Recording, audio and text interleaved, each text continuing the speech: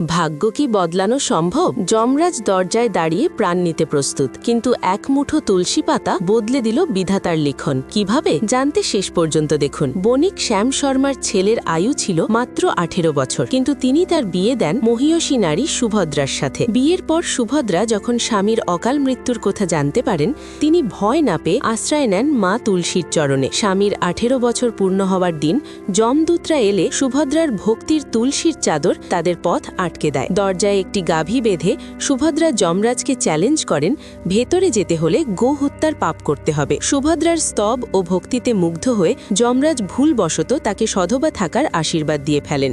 নিজের আশীর্বাদ রক্ষা করতে যমরাজ সেই যুবককে 100 বছরের দীর্ঘায়ু দান করেন। শ্রীকৃষ্ণ বলেন, যে বাড়িতে তুলসীতলায় জল ও প্রদীপ দেওয়া হয়, দরজার সামনে জলের পাত্র থাকে এবং গো সেবা হয়, সেখানে যমরাজ বা দারিদ্র কখনো প্রবেশ করতে পারে না। ভক্তির এই শক্তিতে বিশ্বাস থাকলে কমেন্টে লিখুন জয় শ্রীকৃষ্ণ এবং সাবস্ক্রাইব করুন এমন আরও কাহিনীর জন্য। রাধে রাধে।